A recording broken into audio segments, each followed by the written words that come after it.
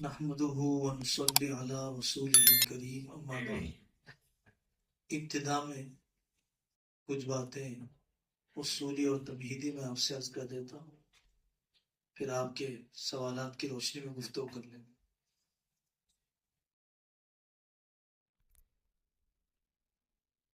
ہر عالم دین کو اللہ سے یہ توفیق مانگنا چاہیے کہ اللہ مجھے دین کا خادم بنائے، زندہ رکھے اور دین کا خادم ہونے کی حالت میں ہی موت عطا فرمائے۔ ہم نے بعض اکابر کو یہ دعا کرتے ہوئے سنا ہے کہ اے اللہ مجھے دین کی چاکری میں موت عطا فرمائے۔ حضرت شیخ الحدیث مولانا زکریا صاحب رحمۃ اللہ علیہ فضائل تجارت میں فرماتے ہیں کہ وہ مال بہت بابرکت ہے جو دین کی خدمت کے اجرت کے طور پر ملے۔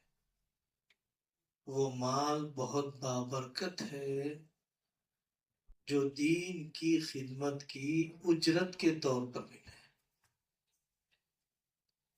امام مالک رحمۃ اللہ علیہ سے قاضی اطہر مبارک پوری رحمۃ اللہ علیہ نے خیر القرون کی درسگاہوں میں غالباً اس ملفوظ کو نقل کیا کہ امام مالک رحمۃ اللہ علیہ سے ایک شخص نے پوچھا کہ حضرت میں بغیر تنخواہ کے پڑھانا چاہتا ہوں۔ حضرت امام مالک رحمۃ اللہ علیہ نے فرمایا کہ بیٹا اس زمانے میں تنخواہ لے کر بھی تم پڑھا لو، بہت بڑی بات ہے۔ تنخواہ لے کر بھی پڑھا لو، یہ بہت بڑی بات ہے۔ قوا کمزور ہو گئے، اس قسم کے وسوسے، اس قسم کی شیطانی تلبیسات ہمارے ذہنوں میں نہیں رہنا چاہیے۔ دوسری بات میرے عزیزوں، اس کو یاد رکھنا چاہیے کہ اگر کوئی دین کی خدمت سے نہیں لگتا ہے، کاروبار کرتا ہے، دکان چلاتا ہے، کھیتی باڑی دیکھتا ہے، کیا وہاں اسے اپنے مالک کی الجھنیں دیکھنا نہیں پڑتا؟ کیا اسے اپنے مزدوروں کی بدتمیزیاں وہاں پر نبھانا نہیں پڑتا؟ کیا اسے اپنے مختلف کارندوں اور نوکروں کے ساتھ الجھنے کی ضرورت پیش نہیں آتی؟ آتی ہے نہیں آتی؟ آتی۔ اگر وہی مجاہدے اگر دین کی نسبت پر مجھے آتے ہیں تو کیا بری بات ہے؟ کمیٹی کی دو سخت باتیں، ناظم کی کچھ ناقدری، ملازمین کے تھوڑے سے نامناسب رویے اگر پیش آ جاتے ہیں تو اللہ کے لیے اس کو گوارا کرنے کی نیت کر لینا چاہیے۔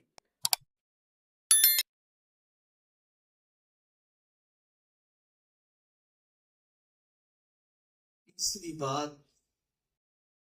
امام المسجد بننے کی نیت نہیں ہونا چاہیے، امام الناس بننے کی نیت ہونی چاہیے۔ 2 رکعت کی امامت کی نیت نہیں ہونی چاہیے۔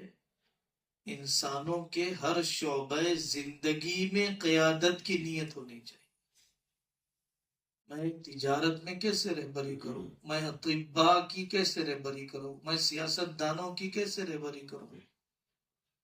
امامت 2 رکعت کی بھی بہت بڑی چیز ہے، لیکن 2 رکعت کی امامت کے ساتھ قوم کی امامت کا ارادہ جب ہوگا، ارادہ تو تیاری کی جائے گی۔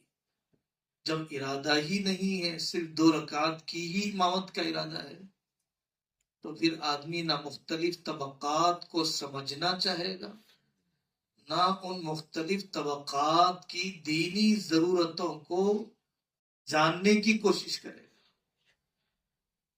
قصابوں کی کیا ضرورت ہے، سناروں کی کیا ضرورت ہے، کپڑا اور پارچہ باف، پارچہ فروش بزازوں کی تجارتی ضرورت کیا ہے،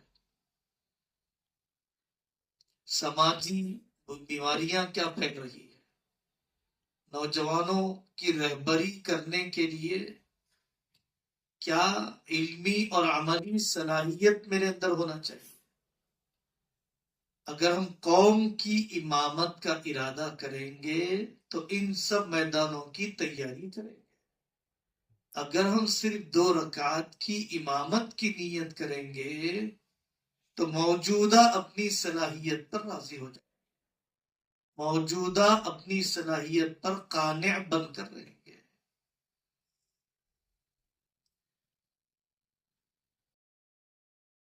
دیکھیے آگے کے میدان کا انتخاب، مجھے فراغت کے بعد کیا کرنا چاہیے۔ آگے کے میدان کا انتخاب اپنی خواہش کی بنیاد پر نہ کی جائے، بلکہ آگے کے میدان کا انتخاب علاقے کے تقاضے کو دیکھ کر کیا جائے۔ حضرت مولانا خالد سیف اللہ صاحب رحمانی دامت برکاتہم لکھتے ہیں کہ ملک بھر میں تقریباً ہر ضلع میں مرکزی ادارے موجود ہیں کہ جہاں سے لوگوں کی عالم کورس کی ضرورت، حفظ کی ضرورت، مناسب رہن سہن کا انتظام تقریباً ہو جاتا ہے۔ نئے مدارس کے قیام سے زیادہ، 1 کروڑ کی زمین خریدنے سے زیادہ، کروڑوں کی جائیداد ادارے کی اکٹھا کرنے میں اپنی جوانی کو کھپانے سے زیادہ ضرورت ہے مکاتب کے قائم کرنے کی۔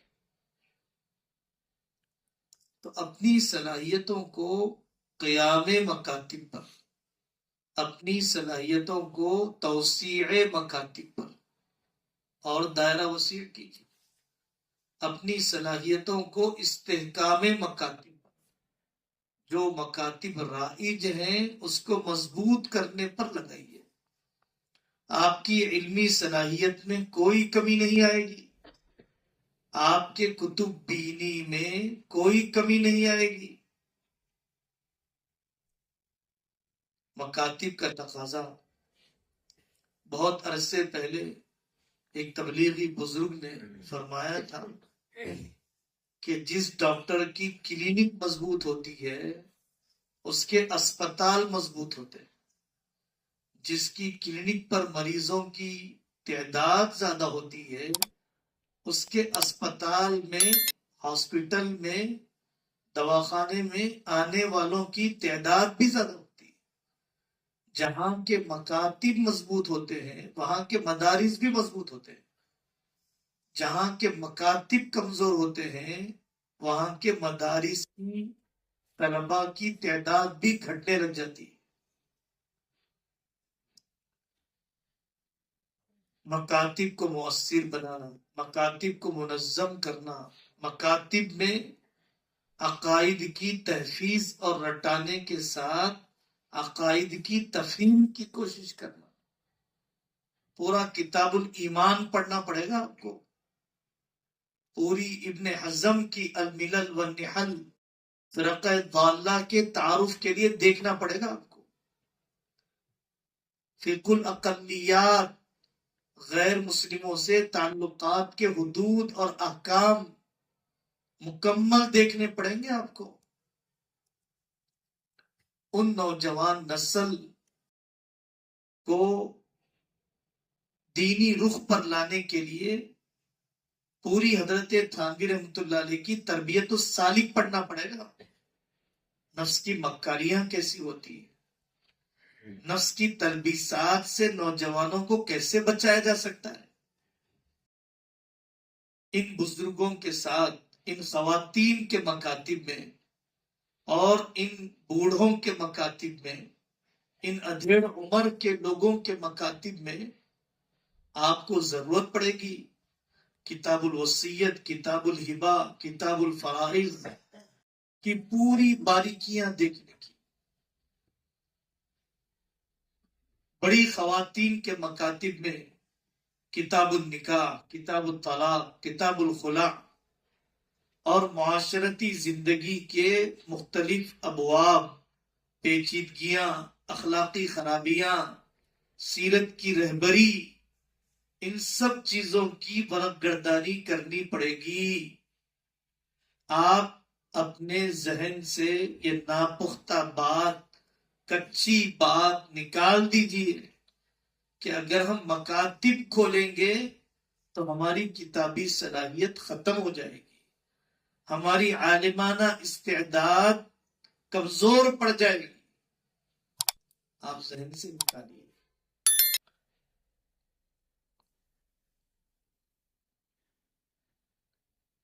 اپنے اکابر سے وابستگی، فون سے وابستگی ہے، سوشل میڈیا سے وابستگی، اپنے اساتذہ سے وفاداری نہیں، اپنے ادارے سے وفاداری اور احسان مندی نہیں ہے۔ نئے طلباء کو داخل کرنا، میرے استاد نے مجھے حافظ بنایا، میں حفظ کے سلسلے کو باقی رکھوں گا۔ میرے ادارے نے بڑی محنت کر کے مجھے عالم بنایا، میں اور 4 طلباء کو داخل کروں گا۔ ادارے کو مستحکم کرنا، اپنے مادر علمی کو مستحکم کرنا، طلباء کی فراہمی کے ذریعے سے بھی اور اس کی مالی ضروریات کی تکمیل کے ذریعے سے بھی۔ طلباء نہیں ہے، لوگوں کا دین کی طرف رجحان نہیں ہے، یہ بات جگہ پر کہی جاتی ہے۔ ہم ایک دن پہلے علی گڑھ میں تھے، ایک مدرسے میں گئے، ندوۃ العلماء کی شاخ، ایک حضرت علی میاں ندوی رحمت اللہ علیہ کا دیوانہ اور ان کا عاشق حضرت مولانا غیاث الدین ندوی صاحب رحمت اللہ علیہ نے، حضرت علی میاں نے خواہش کا اظہار کیا کہ علی گڑھ میں ندوہ کی کوئی شاخ ہونی چاہیے۔ تو یہ شخص صبح سویرے نکل جاتا سورج کے چڑھنے تک بچوں کا چندہ کرنے کے لیے، بچوں کا چندہ کرنے کے لیے۔ آپ مجھے اپنا ایک بیٹا دے دیجئے، آپ مجھے اپنا ایک بھائی دے دیجئے، میں اس کو عالم بنانا چاہتا ہوں۔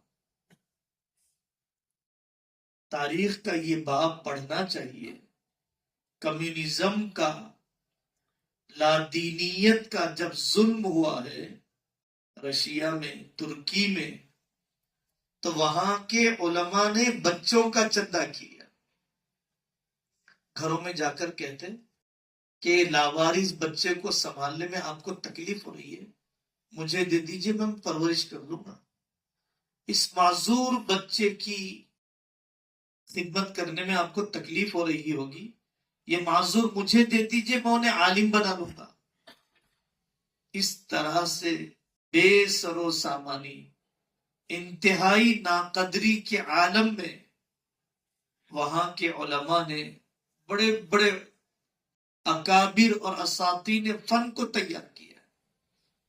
انہی لاوارث بچوں میں بڑے بڑے مورث اعلیٰ پیدا ہو گئے۔ اپنے مشن سے، اپنے مقصد سے جذباتی وابستگی، دھن ہو علاقوں کو کھڑا کرنے کی، کچھ قوم کو دینے کی، کچھ اپنے وجود کا احساس دلانے کی، کچھ اپنے کام کا اثر اپنے علاقے میں بتلانے کی۔ اردو باادب اردو سیکھی ہے، سلیقے والی اردو سیکھی ہے، وہ اردو کہ جس سے آپ حضرت علی میاں کی زبان کو سمجھ سکیں، وہ اردو کہ جس سے آپ حضرت مولانا ابوالکلام آزاد جو آپ کے کلکتہ کے رہنے والے ہیں ان کے کلام کو آپ سمجھ سکیں۔ آپ وہ اردو پڑھیے جس سے علامہ شبلی کو آپ جان سکیں، عبدالماجد دریابادی کو آپ جان سکیں، قاسم نانوتی رحمۃ اللہ علیہ کی کتاب اٹھانے کی تو ہمت ہو، حضرت تھانوی رحمۃ اللہ علیہ کے مضامین سمجھنے کے لیے ذہن پر بوجھ ڈالنے کا حوصلہ تو ہو۔ حضرت الاستاذ مفتی سعید صاحب رحمۃ اللہ علیہ یورپ کے ملکوں میں پڑھنے والے طلباء سے فرماتے تھے کہ تم لوگوں نے انگریزی میں عالمیت کو پڑھا کر اپنے مولویوں کو اردو سے دور کر دیا۔ یورپ میں، انگلینڈ میں انگلش میں پڑھا دیا جاتا ہے، تو وہاں کے علماء اردو سے بولنے اور لکھنے پر اتنے قادر نہیں ہوتے۔ حضرت مفتی سعید صاحب پالنپوری رحمۃ اللہ علیہ ان علاقے کے لوگوں سے فرمایا کرتے تھے کہ اردو میں ایسا کچا پن کہ آپ اپنے اکابر کو نہ پڑھ سکے، یہ قابل مذمت ہے، یہ کوئی اچھی چیز نہیں ہے، یہ بہت نقصان دہ ہے۔ اپنے اکابر کے منہج اور منہاج اور ان کے مذاق اور مزاج اور مذاق کے سمجھنے میں بہت رکاوٹ ہو جائے گی اگر آپ نے اردو پر عبور حاصل نہیں کیا۔ علاقائی زبان، بنگلہ زبان، آسامی زبان، جو جس علاقے کے رہنے والے ہیں، بہت بڑا خلا ہے۔ علاقائی زبان میں مضامین لکھے جانے چاہیے، اسلام کا تعارف ہونا چاہیے، اکابر کے مضامین کا ترجمہ ہونا چاہیے،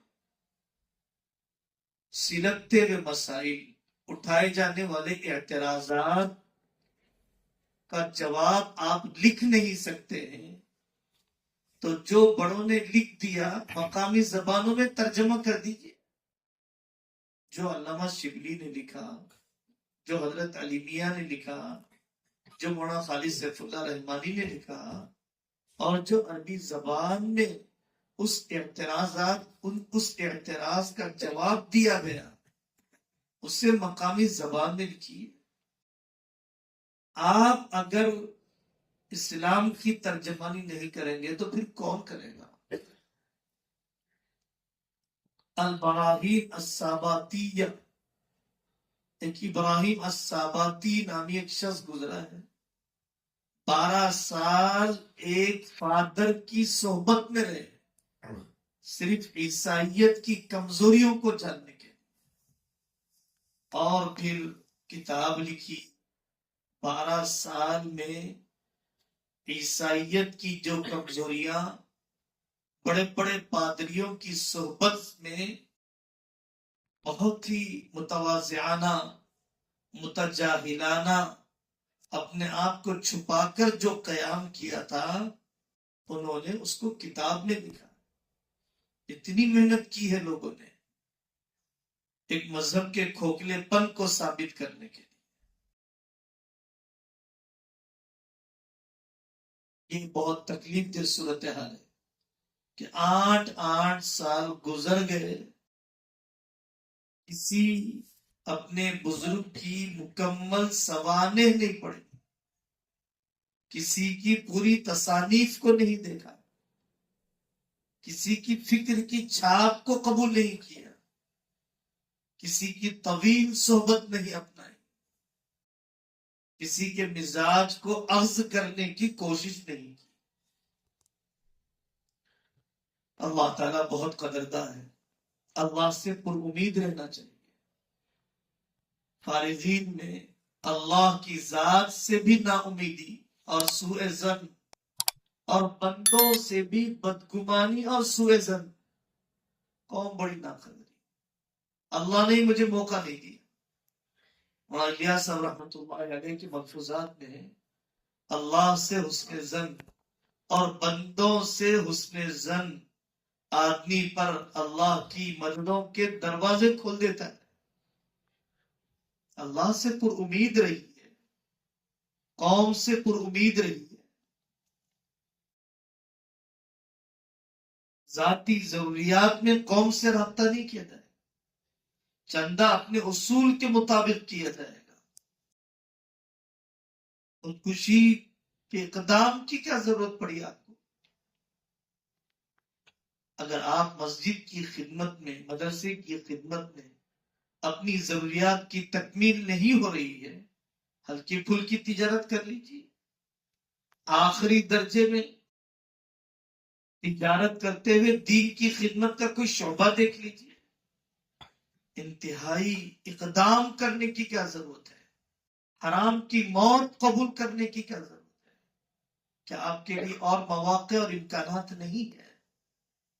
آپ اپنی خودکشی کے ذریعے سے کیا قوم کا احساس جگانا چاہتے ہیں؟ آپ کی خودکشی کی وجہ سے قوم آپ کی تنخواہوں میں اضافہ کر دے گی. اس میدان میں چلنا ہے، محض اللہ کی ذات پر یقین کرتے ہوئے چلنا ہے. اگر اے فور ایپل اور بی فور بال پڑھنے والے کو روزی مل سکتی ہے تو کیا اللہ اللہ کرنے والے کو روزی نہیں ملے گی؟ جب دنیا کے کروڑوں کافر پڑھ سکتے ہیں تو کیا میں مومن نہیں پڑھ سکتا ہوں؟ دنیا کے کروڑوں درندوں کو روزی مل سکتی ہے، کیا مجھ اللہ کے بندے کو روزی نہیں ملے گی؟ یہ بے توکلی نہ آپ کو خدمت دین پر رہنے دے گی، نہ آپ کو حلال لقمے پر رہنے دے گی، نہ آپ کو اللہ نہ کرے ایمان پر رہنے دے گی. کیا بے توکلی نے روزی میں اضافہ کر دیا؟ کیا اللہ کی ذات پر بے یقینی نے آپ کی آمدنی میں اضافہ کر دیا؟ کیا مسجد مدرسے کے ٹھکرانے نے آپ کو زیادہ پرسکون زندگی دلا دی؟ کیا مسجد اور مدرسے کی خدمت کے چھوڑنے کے بعد آپ کی معاشی اور معاشرتی الجھنیں پوری ختم ہو گئی اور زیادہ ہو گئی اور عمل میں کمی آ گئی؟ گناہوں کی کثرت نے دل کو اور بے چین کر دیا، حرص نے اور اضطراب بے قراری میں اضافہ کر دیا. اس وجہ سے جو چیز بازار میں کم پائی جاتی ہے اس کی قیمت زیادہ لگائی جاتی ہے. پیاز کم ہو جاتے ہیں، قیمت زیادہ لگتی ہے. ٹماٹر کم ہو جاتے ہیں، قیمت زیادہ لگتی ہے. تقویٰ کم ہو جاتا ہے، تقویٰ کسی میں آ جائے تو اللہ کے پاس قیمت زیادہ لگتی ہے.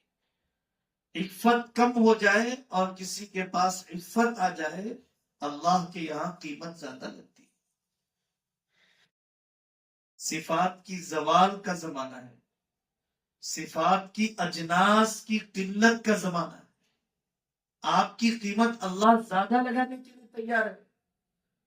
آپ 40 دن کوئی خدمت تو کر کے بتائیے اللہ کی. آپ ایک 40 دن کسی عمل پر استقامت کر کے تو بتائیے. اللہ کی قیمت لگانے تیار.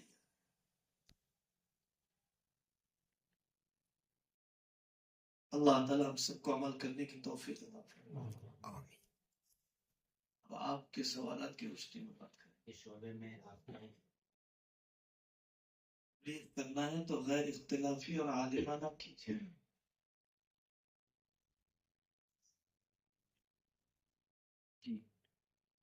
نکاح کرنا ہے سادہ اور غیر رسومات کا کیجیے.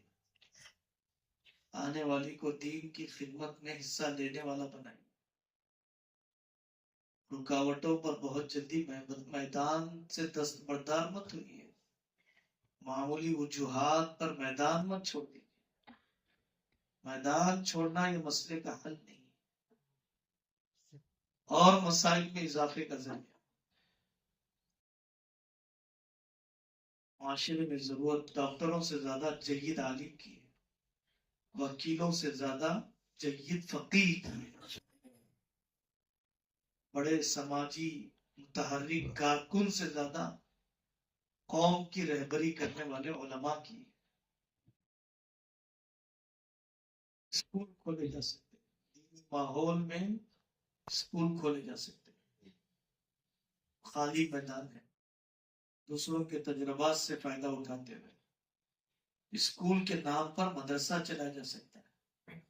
اسکول کے لیبل کے ساتھ مدرسے کی روح کی جا سکتی ہے.